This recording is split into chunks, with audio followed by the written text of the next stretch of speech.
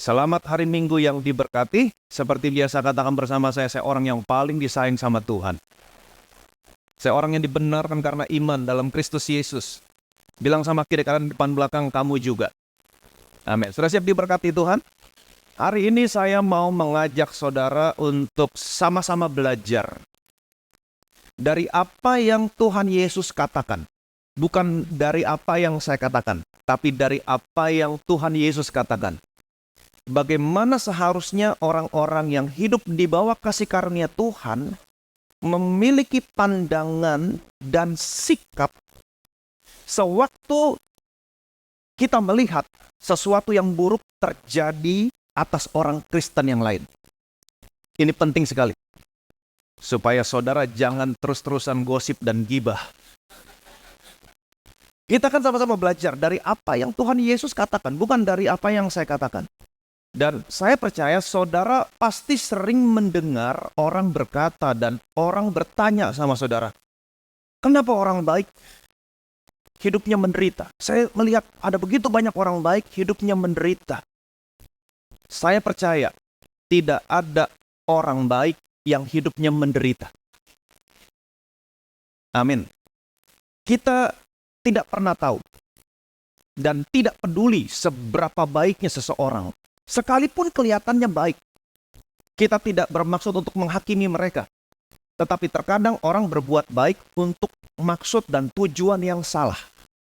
Kita nggak pernah tahu. Hanya Tuhan yang tahu. Betul? Dan bukan bagian kita untuk menghakimi. Banyak orang yang memberi, kelihatannya murah hati. Tapi terkadang maksud dan tujuannya salah. Kita nggak pernah tahu. Jadi kita nggak pernah tahu orang itu sungguh-sungguh baik atau tidak. Tuhan Yesus berkata, tidak ada seorang pun yang baik. Betul? Tuhan Yesus pernah berkata demikian, tidak ada seorang pun yang baik. Hanya satu yang baik, yang hidupnya menderita. Siapakah dia? Hanya Yesus. Tidak ada seorang pun yang baik. Jadi saudara harus betul-betul memikirkan apa yang Tuhan Yesus katakan. Tidak ada seorang pun yang baik. Ini Yesus yang katakan, tidak ada seorang pun yang baik. Waktu Yesus datang ke dalam dunia ini, semua orang sudah mati secara spiritual. Semua orang sudah mati karena dosa. Tidak ada seorang pun yang baik. Ingat baik-baik perkataan Tuhan ini. Tidak ada seorang pun yang baik. Tetapi apa yang terjadi? Waktu orang Kristen melihat sesuatu yang buruk terjadi sama orang Kristen yang lain, pada umumnya, apa yang ada dalam pikiran mereka? Wah, ini pasti karena dosa, ini pasti dosa, ini pasti salah, ini pasti dosanya besar ini. Betul? Pasti dosa, pasti dosa, pasti dosa. Dan waktu orang itu berkata demikian, seolah-olah dia mau berkata bahwa dia lebih baik daripada orang itu. Karena dia tidak mengalami apa yang orang itu alami.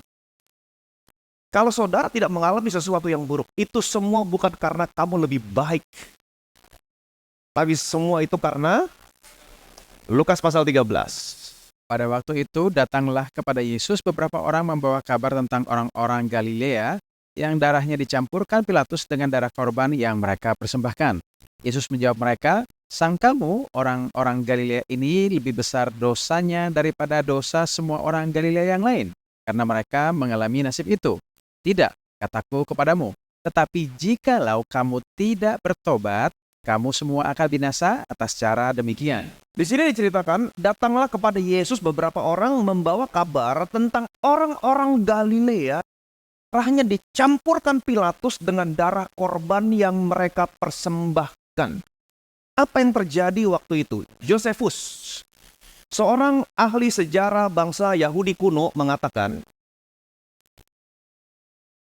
daerah Galilea merupakan salah satu daerah yang mengadakan perlawanan terhadap kekuasaan Romawi pada saat itu.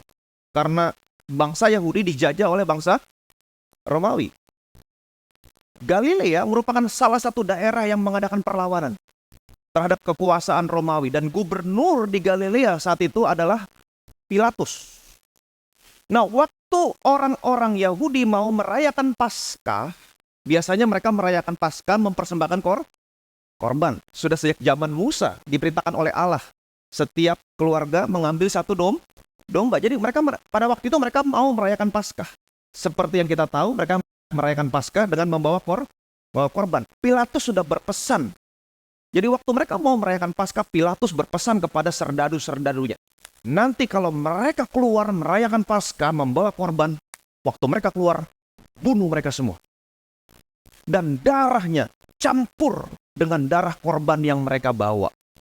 Wah, ini kejadian yang tragis. Tragedi yang besar. Tragis. Mau merayakan Paskah, malah mati dibunuh. Tragis nggak? Tragis. Ini kejadian yang tragis, tragedi. Oke, saya mau tanya sama saudara. Jawab jujur.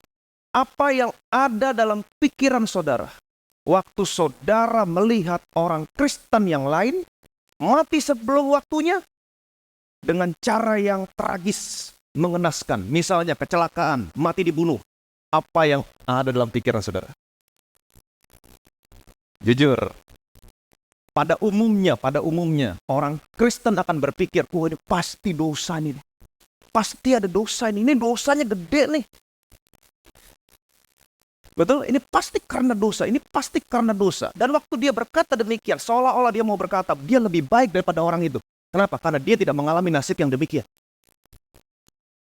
Tapi apa kata Yesus? Kita belajar dari apa yang Yesus katakan. Sama seperti orang-orang yang datang sama Yesus menceritakan tentang orang-orang Galilea yang darahnya dicampur Pilatus dengan darah korban. Mereka, Tuhan, udah dengar belum? Orang-orang Galilea mau merayakan Paskah, dibunuh. Wah, ini pasti dosa, ini pasti dosa.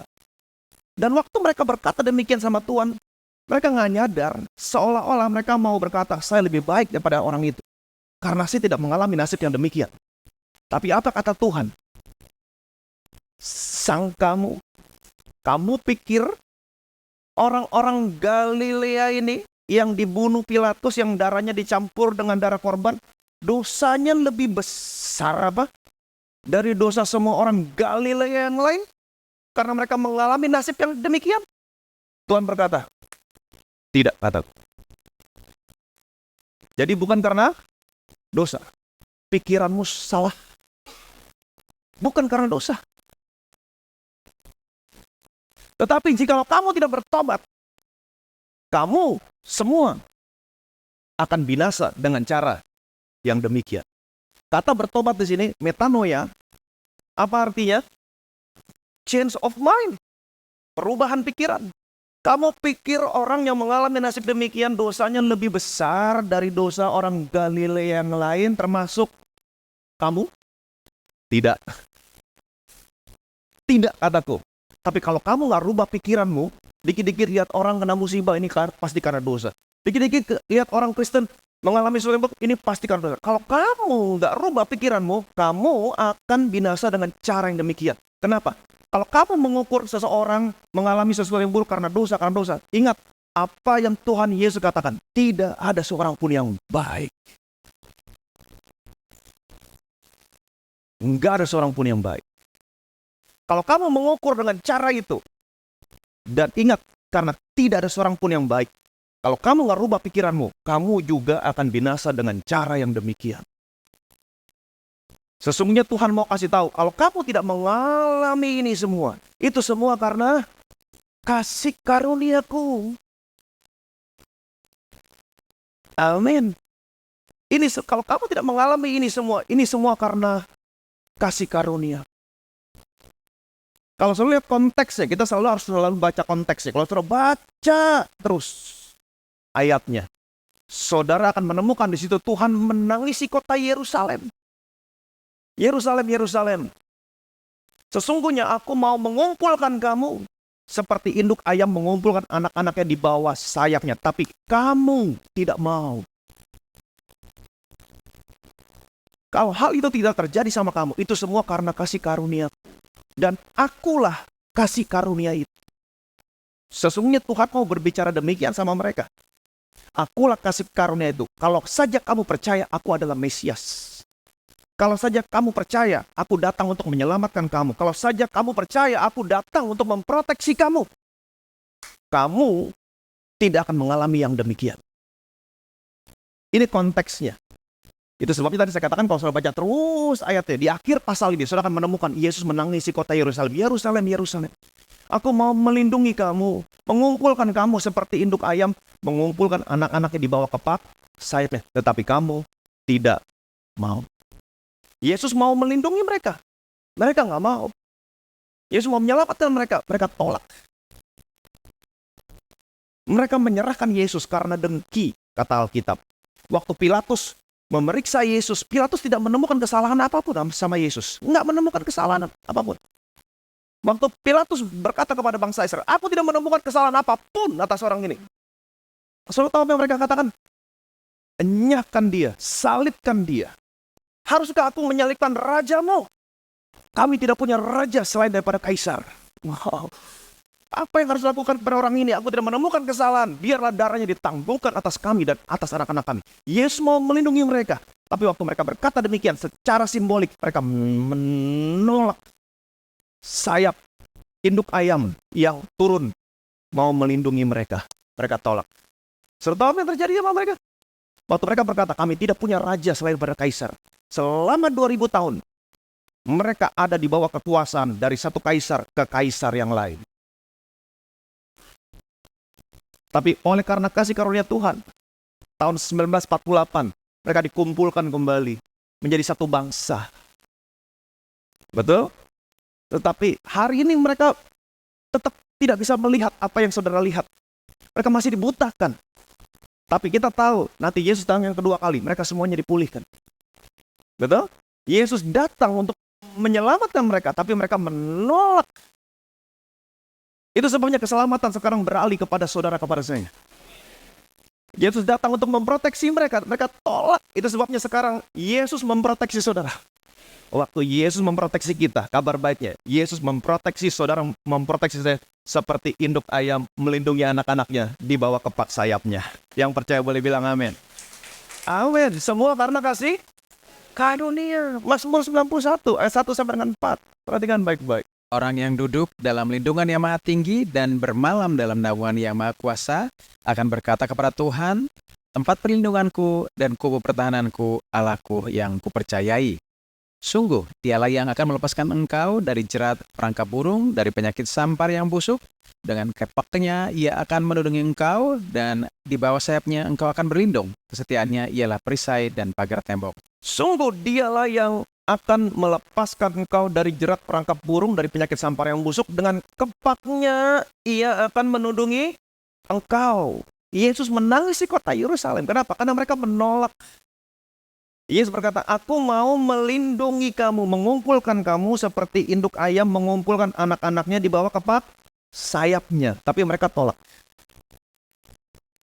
Ayat ini memberitahukan sama saudara bahwa apa yang terjadi sama saudara waktu saudara ada di bawah kepak sayapnya Yesus. Amin. Di bawah sayapnya engkau akan berlindung. Kesetiaannya ialah perisai dan pagar tembok. Kalau saudara baca terus ayatnya, kamu gak usah takut terhadap kedahsyatan malam. Panah yang terbang di waktu siang, penyakit sampar yang berjalan dalam gelap, penyakit menular yang mengamuk di waktu petang, 1000 orang rebah di sisimu, 10.000 rebah di sebelah kananmu, semuanya tidak akan pernah menimpa kamu. Amin. Tulah tidak akan mendekat kepada kemahmu, malapetaka tidak akan mendekat kepada rumahmu, seisi rumahmu, anakmu, istrimu, keluargamu, seisi rumahmu. Sebab malaikat-malaikat yang diperintahkannya untuk menjaga engkau di segala jalanmu. Amin. Engkau akan menginjak anak singa ular naga. Dengan umur panjang akan kukenyangkan kamu. Dan aku akan senantiasa memperlihatkan keselamatan yang daripadaku. Itu yang terjadi sama saudara. Jadi Yesus datang ke dalam dunia untuk melindungi saudara dari semua yang jahat. Dari semua yang jahat.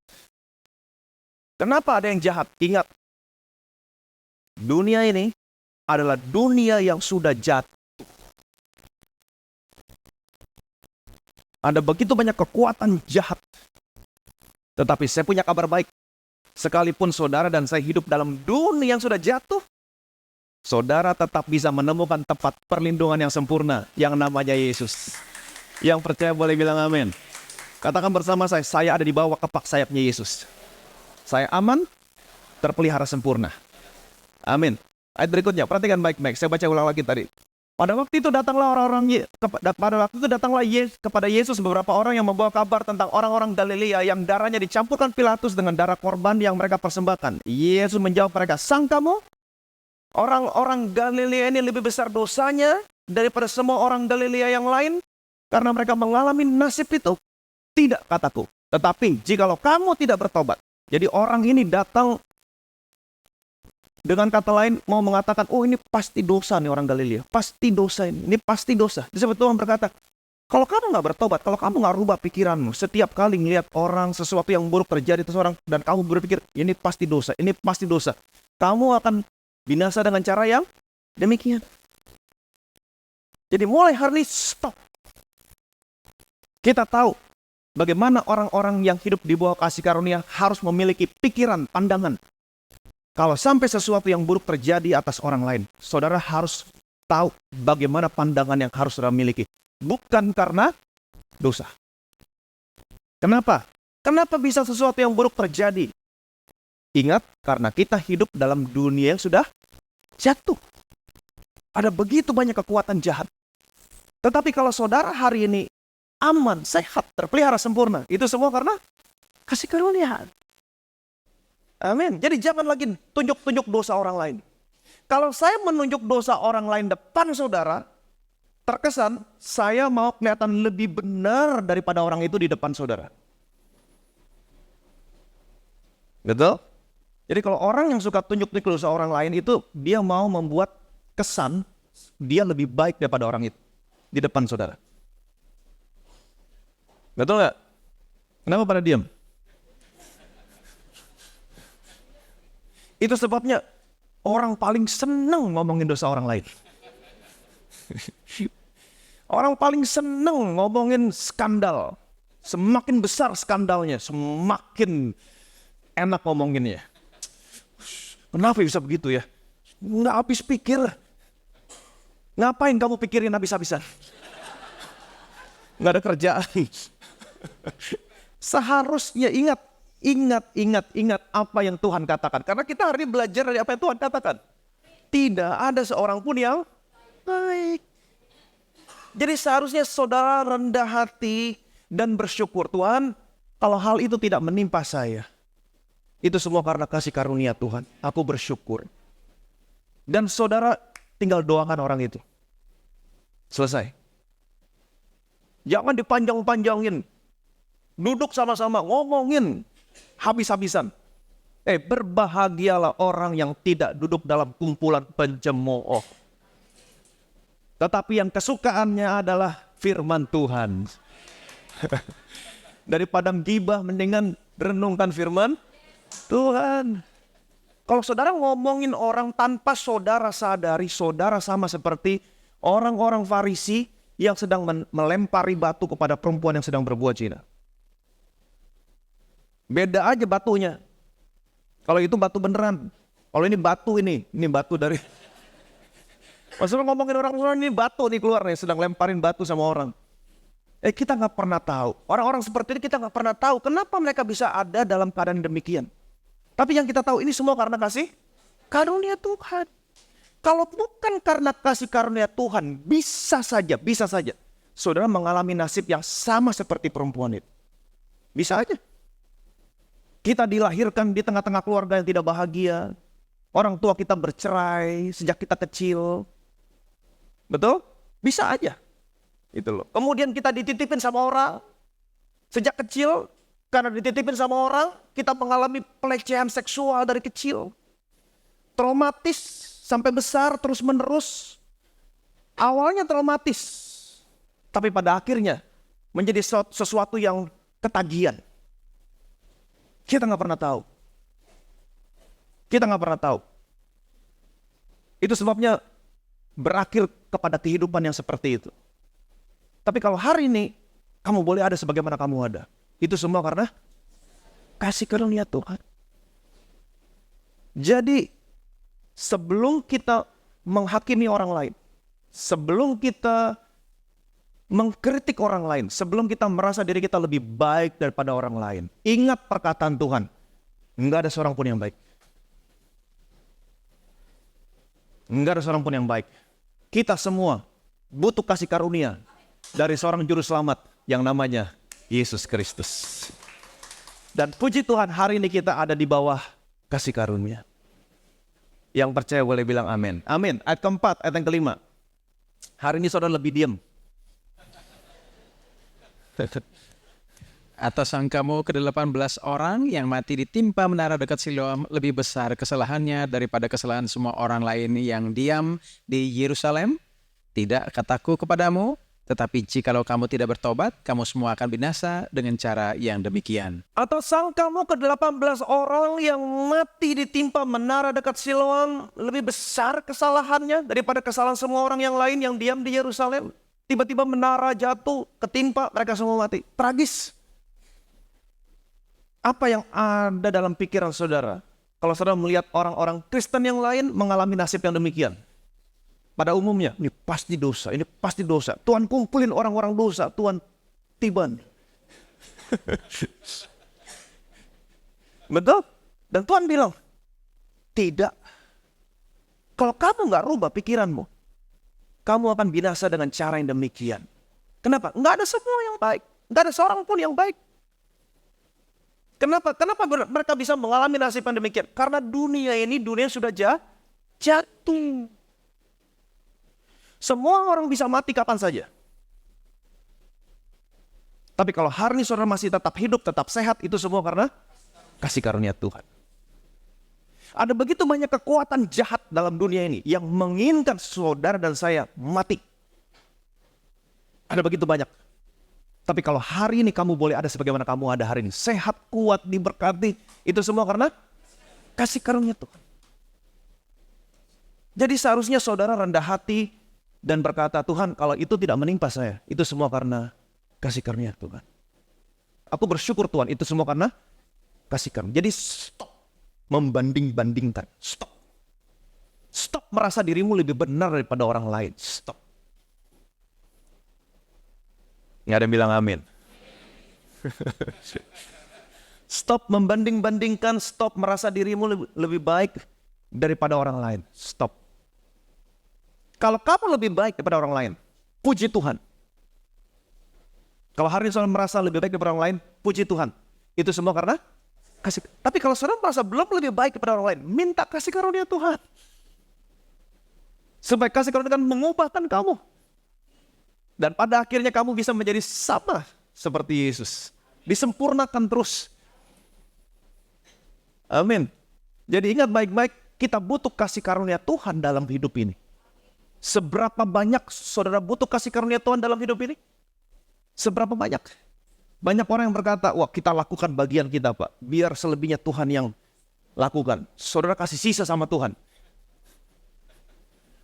Kita lakukan yang terbaik, selebihnya kasih karunia Tuhan. Bagian yang terbaik yang bisa saudara lakukan adalah menyadari sesungguhnya saudara dan saya nggak ada bagiannya sama sekali. Waktu kamu menyadari saya nggak ada bagiannya sama, semua karena kasih karunia, itu bagian yang terbaik. Itu bagian yang terbaik. Jadi semua karena kasih karunia Tuhan.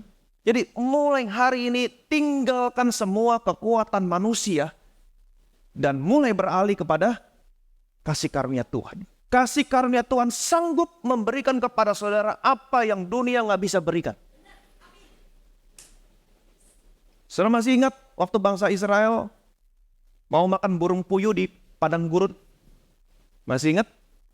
Bagaimana caranya mereka bisa dapat burung puyuh? Bagaimana caranya? Kalau saudara tinggal di padang gurun, disuruh berburu burung puyuh, berapa yang bisa saudara dapat? Seekor pun juga saya jamin gak akan pernah bisa dapat. Karena itu bukan habitatnya. Habitat burung puyuh itu di tengah hutan, di lapangan terbuka, habitat aslinya ya. Di dalam hutan, di padang rumput. Bukan di padang gurun. Itu habitatnya. Nah bagaimana caranya mereka bisa makan burung puyuh? Tuhan menghembuskan anginnya, membawa burung-burung puyuh begitu banyak untuk kasih makan 2-3 juta orang. Kemudian ketika burung angin dan burungnya sampai di perkemahan orang Israel, Tuhan jatuhin semuanya. 2-3 juta orang Israel makan burung puyuh sampai kenyang. Itu all you can eat yang pertama. Dan mereka makan sampai kenyang, sampai keluar dari hidung. Saudara bisa bayangin. Kasih karunia Tuhan sanggup memberikan kepada kamu apapun yang kamu butuhkan dalam hidupmu. Di saat dunia nggak bisa berikan. Amin. Jadi kamu butuh kasih karunia Tuhan. Sekalipun keadaan yang nggak mungkin. Tapi kalau Tuhan kasih karunia sama saudara, apapun yang kamu butuhkan akan datang berlimpah-limpah. Yang percaya boleh bilang amin. Jadi mulai hari tinggalkan semua kekuatan manusia. Betul? Mulai beralih kepada kasih karunia Tuhan. Jangan berkata, saya bisa, saya sanggup, saya mampu. Gampang itu. Jangan. Sekalipun saya bisa, saya sanggup, saya mampu, di atas kertas berhasil, tetap saya sujud sama Tuhan. Tuhan, saya minta kasih karuniamu Tuhan. Kenapa? Karena hanya kasih karuniamu yang membuat apa yang saya rancangkan ini berhasil. Minta kasih karunia Tuhan. Tinggalkan semua kekuatan manusia. Belajar dari bangsa Israel yang hidup di padang gurun. Bagaimana caranya mereka hidup? Tuhan mengatur mereka berkemah. Semua mengelilingi kemah suci. Di mana di atasnya ada tiang awan, tiang api. Saudara bisa bayangin. Bangun pagi melek. Lihat Yesus. Setiap hari beraktivitas. Selalu lihat Yesus. Mau tidur. Lihat Yesus. Kalau mereka hidup di padang gurun 2-3 juta orang hanya mengandalkan kekuatan manusia. Pikirin. Bagaimana caranya mereka makan? 2-3 juta orang. Seberapa besar logistiknya? Makan 3 kali sehari, 40 tahun. Seberapa besar logistiknya? Seberapa banyak beras yang harus mereka kumpulin? 2-3 juta orang. Seberapa besar logistiknya? Seberapa banyak toko baju yang dibutuhkan untuk pakaian mereka selama 40 tahun? Saya bisa bayangin. Tapi selama 40 tahun, bangun pagi setiap hari sebelum tidur, mereka hanya melihat tiang awan, tiang api. Mereka hanya kasih karunia Tuhan. Semua kasih karunia Tuhan. Apa yang terjadi? 40 tahun. Mereka tidak pernah kekurangan makanan 1 detik pun. Mana nggak pernah terlambat turun. Nggak pernah terlambat turun mana. Waktu mereka masih tidur, mana udah turun. Lihat pemeliharaan Tuhan. Jadi jangan pernah takut. Kalau kamu hanya berharap kepada kasih karunia Tuhan, pertolongan Tuhan nggak pernah terlambat. Mau makan daging? Daging datang. Baju 40 tahun nggak pernah rusak. Sepatu nggak pernah rusak. Nggak pernah. Jadi mulai hari ini, tinggalkan semua kekuatan manusia. Dan mulai hari ini, hanya berharap kepada kasih karunia Tuhan. Setiap hari, Tuhan, saya minta kasih karuniamu. Untuk kesehatan saya minta kasih karuniamu Tuhan. Untuk keluarga saya minta kasih karuniamu. Untuk studi anak saya minta kasih karuniamu. Untuk karir saya Tuhan, saya minta kasih karuniamu. Untuk bisnis saya minta kasih karuniamu. Untuk relationship saya, semuanya minta kasih karunia. Tinggalkan semua kekuatan manusia hari ini. Minta kasih karunia Tuhan. Karena kamu hari ini hidup di bawah kasih karunia Tuhan. Apapun yang kamu butuhkan, di saat dunia gak sanggup, Tuhan sanggup memberikan sama saudara. Yang percaya boleh bilang amin. Jadi ingat baik-baik, saudara dan saya hidup di bawah kasih karunia. Tapi bukan itu yang kita pelajari. Yang kita pelajari adalah bagaimana caranya kamu memiliki pandangan dan sikap terhadap orang Kristen yang lain di saat orang Kristen yang lain mengalami sesuatu yang buruk. Jangan lagi memiliki pikiran, ini pasti dosa, ini pasti dosa, ini pasti dosa. Ngomongin gak ada habisnya dari pagi sampai sore. Ini dipanjang-panjangin masalahnya. Ngomongin habis-habisan. Itu sebabnya saya berkata, gak habis pikir. Ya karena kamu pikirin habis-habisan. Stop. Tuhan udah bilang, jawabannya jelas. Tidak kataku. Bukan. Tapi kalau kamu gak rubah pikiran, kamu akan binasa dengan cara yang demikian. Tapi puji Tuhan, hari ini kamu ada di bawah kasih karunia Tuhan. Kamu terproteksi sempurna. Jadi kalau hari ini kamu ada boleh mana sebagaimana kamu ada, kamu tidak mengalami sesuatu yang buruk, orang lain kelaparan, kamu tetap cukup, malah berkelimpahan, itu semua karena kasih karunia Tuhan.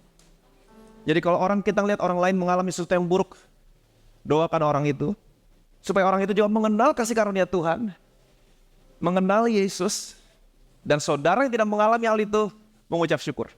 Tuhan, aku bersyukur. Aku tidak mengalami apa yang orang itu alami, tapi aku boleh ada sebagaimana aku ada. Itu semua karena kasih karunia. Inilah pandangan, inilah sikap yang harus dimiliki oleh orang-orang hidup di bawah kasih karunia. Jangan lagi berkata, dosa, dosa, dosa, dosa. Bukan. Jelas apa yang Tuhan katakan. Bukan karena dosa. Stop. Kalau kamu tetap berpikir demikian, ingat, nggak ada satupun orang yang baik. Nggak ada. Tapi kalau kita hari ini tidak mengalami hal itu semua karena kasih. Hiduplah di bawah kasih karunia Tuhan. Amin. Jangan lagi mengandalkan kekuatanmu. Jangan merasa lebih baik daripada orang lain. Tinggalkan semua kekuatan manusia. Dan setiap hari hanya melihat kepada Tuhan Yesus. Tuhan, saya minta kasih karunia-Mu. Apapun keadaanmu, di saat dunia nggak mungkin. Tapi saya percaya ketika kasih karunia Tuhan datang dalam hidupmu, apapun yang dunia nggak bisa berikan sama saudara, Tuhan sanggup memberikan sama saudara dengan berlimpah-limpah. Yang percaya boleh bilang amin. Saudara diberkati. Amin. Mengalami metanoia, perubahan pikiran. Puji Tuhan. Bilang sama kiri kanan saudara, kita hidup di bawah kasih karunia Tuhan. Amin. Betapa kami bersyukur Tuhan. Hari ini kami mengalami metanoia, perubahan pikiran. Karena kami telah mendengar dan kami melihat apa yang Kau ajarkan hari ini dari mulut-Mu sendiri. Bagaimana kami harus memiliki pandangan, sikap sebagai orang-orang yang hidup di bawah kasih karunia Tuhan. Sebelum kami mengkritik orang, sebelum kami menghakimi orang, kami selalu ingat apa yang Kau katakan. Tidak ada seorang pun yang baik. Tetapi hari ini Tuhan, Engkau telah membeli kami. Engkau telah menebus kami. Menjadikan kami semua anak-anak-Mu. Menguduskan kami. Sehingga hari ini kami ada di bawah kepak sayap-Mu. Kami aman. Kami terproteksi dengan sempurna. Engkau telah membawa kami dari gelap keluar kepada terang-Mu yang ajaib. Sehingga hari ini Tuhan, apapun yang boleh terjadi dalam hidup kami, semuanya Tuhan. Tidak ada satupun, tidak ada. Semuanya karena kasih karunia dan kebaikan Tuhan. Itu sebabnya hari ini Tuhan, kami mau tinggalkan semua kekuatan manusia. Kami hanya mau berharap kepada kasih karunia-Mu Tuhan, kepada kebaikan. Kami tahu Tuhan, ketika Engkau memberikan kasih karunia kepada kami, apapun yang kami butuhkan, sekalipun dunia gak sanggup, bahkan gak mungkin memberikan kepada kami, Engkau sanggup memberikan kepada kami. Apapun yang kami butuhkan, berlimpah-limpah. Kami percaya Engkau sanggup mengaruniakan segala kasih karunia kepada kami. Sehingga kami berkecukupan dalam segala sesuatu. Bahkan kami berkelimpahan dalam berbagai-bagai kebajikan. Segala kemuliaan, segala hormat, segala pujian hanya bagi nama Tuhan kita Yesus Kristus. Semua yang percaya diberkati, sama-sama kita katakan amin.